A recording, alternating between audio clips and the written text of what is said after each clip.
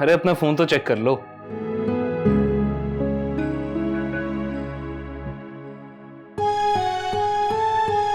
वैसे अपने फ्रेंड्स को रात के इस वक्त नोट्स डिस्कस करने की आदत मत डालो। You are so boring. अभी आपकी तबीयत ठीक है, वरना मैं आपसे लड़ाई करती। कितने खुदगर्ज इंसान हैं आप। जायदाद पर सबसे पहला हक मेरी बेटी ईमान का बनता है।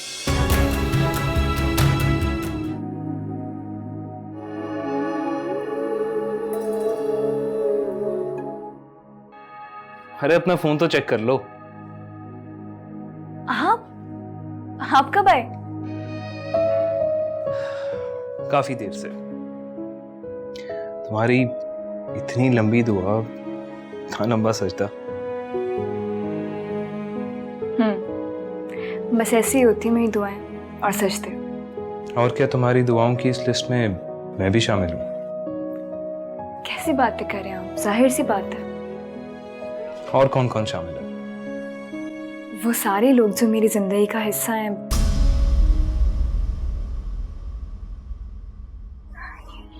या थे। तो क्या सबको दुआ देती हो या बद्दुआ भी? बद्दुआ क्यों दूंगी? अगर हम चाहते हैं कि हमारा रब हमारी सारी गलतियां माफ कर दे, तो सबसे पहले हमें दूसरों की गलतियां माफ करना सीखना चाहिए। मुश्किल काम नहीं है ये। इसके लिए तो बड़ा दिल चाहिए। जब दिल में अल्लाह ताला बस जाते हैं ना, तो वो दिल बड़ा हो जाता है।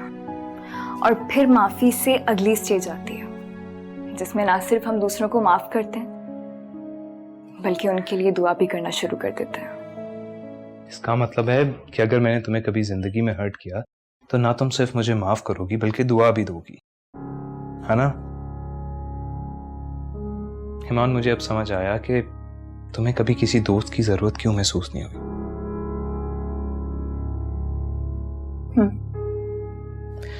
तुम्हारी तो तन्हाई इतनी मसरूफ है कि तुम्हें किसी की जरूरत नहीं। कभी कभी तो मुझे लगता है कि तुम्हारे पास मेरे लिए भी वक्त नहीं है। हाँ, ऐसी बात बिल्कुल भी नहीं है। इस वक्त इस दुनिया में अपने रब के बाद मेरे लिए सबसे ज्यादा अहम आप भी हैं, और मेरे सबसे ज्यादा करीब भी आप हैं। हाँ, जब अपने रब से बातें चल रही होती हैं तो दुनिया की होश नहीं रहती। लेकिन मुझे तो हर वक्त तुम्हारी जरूरत महसूस होती है। मुझे भी अपने जैसा बना दो। क्या ये मुमकिन है ईमान? क्यों नहीं? हर इंसान अपने रब से अपना ताल्लुक इसी तरह मजबूत कर सकता है। बस उस रब की बनाई हुई मखलूक को अगर आपकी वजह से कोई तकलीफ नहीं पहुंच रही और आप उनके लिए आसानियां पैदा कर रहे हो, तो समझें कि आपके रब से आपका ताल्लुक बिल्कुल पक्का।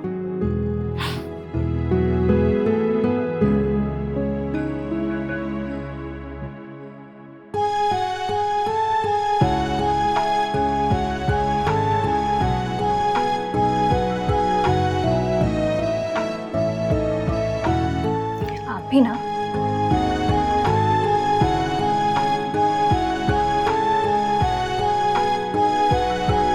अच्छी थी ना movie? I like the ending. हाँ, ठीक थी। वैसे एंड पे हुआ क्या था? इंटरेस्ट लेके देखते तो पता चलता ना। Forget it. Anyway, मुझे तो बहुत अच्छा लग रहा है।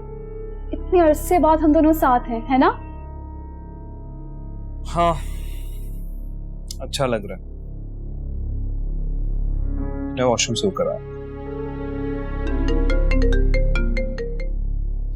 हेलो हारिब, क्या हुआ? मेरी कॉल क्यों अटेंड नहीं कर रहे थे आप? आप कौन? आप कौन बात कर रही हैं?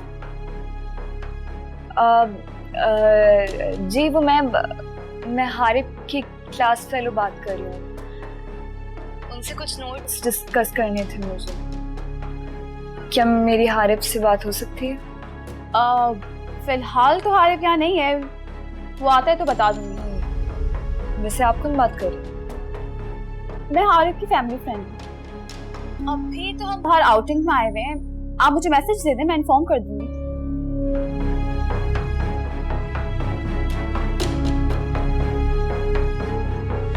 कम ऑन हारिब।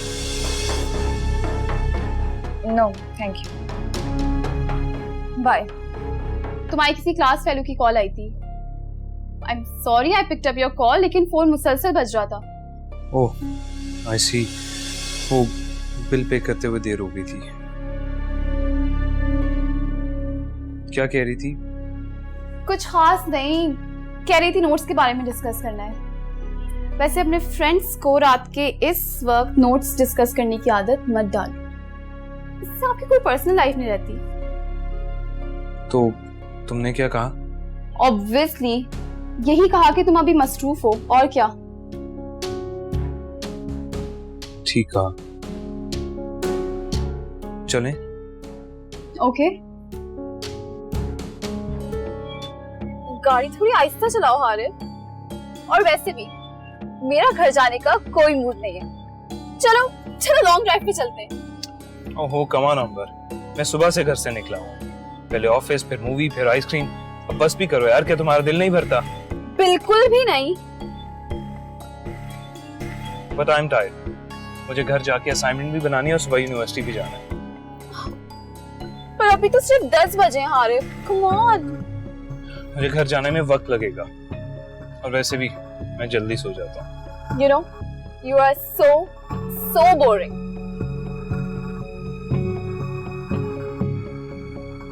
और वैसे भी मेरे एग्जाम स्टार्ट हो रहे हैं, तो कोशिश करना कि ऐसा प्लान दोबारा मत बनाना। फौजिया, मैंने सोचा है कि मैं अपनी प्रॉपर्टी में से आधा हिस्सा किसी फाउंडेशन को दे दूं।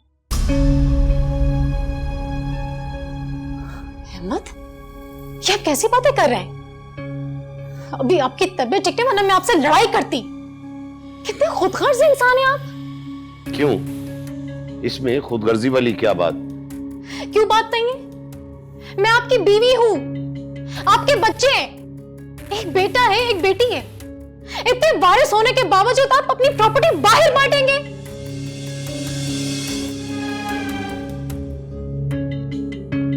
अहमद, मेरा ये मतलब नहीं है। मैं ये थोड़ी कह रही हूँ कि अभी से आप अपनी प्रॉपर्टी में से हमें हिस्सा दे दें। अल्लाह आपका साया हमारे सरों पर सलामत रखे, आपको लंबी जिंदगी दे, लेकिन आपके बाद हमारा है ही कौन? देखो फौजिया, पहली बात तो यह है कि मैंने अपनी सारी प्रॉपर्टी देने की बात नहीं की, और दूसरी बात यह है कि अगर अल्लाह ने हमें हद से ज्यादा दौलत से नवाजा है, तो उसमें से आधी दौलत अल्लाह की राह में डोनेट कर दी जाए, तो इसमें हर्ज ही क्या है? मेरे इस फैसले पर खुश होने की बजाय तो मुझे डिस्करेज कर रही हो। बहुत अफसोस है तुम पर। क्योंकि आपका ये फैसला निहायत अहमकाना है। ठीक है, अल्लाह की राह में देना चाहिए, और आप देते भी हैं, बस इतना काफी है। और अब ये तो नहीं ना कि अपनी जायदाद में से आधा हिस्सा ही बाहर बांट दें। देखो, ये मेरी जायदाद है, और मेरी मर्जी है कि ये जायदाद मैं किसके नाम करता हूं और किसके नाम नहीं करता। और अगर अपनों में हिस्सा बांटने की बात है, तो इस जायदाद पर सबसे पहला हक मेरी बेटी ईमान का बनता है। अगर वो आज पलट कर एक बार भी मुझसे माफी मांग ले, तो शायद मैं उसे माफ कर दूं, मगर न जाने क्यों वो उससे रूठ सी गई है हमेशा के लिए। मैंने बहुत ज्यादती की उसे घर से निकालकर। वो जो भी थी, जैसी भी थी, मेरी सगी औलाद थी, और इस बात का एहसास वक्त गुजरने के साथ साथ मुझे ज्यादा होने लगा है।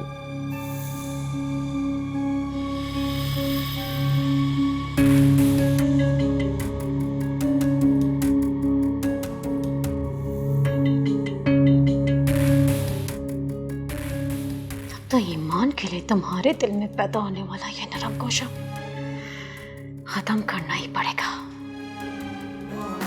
मेरे मौला है कैसी रुसवा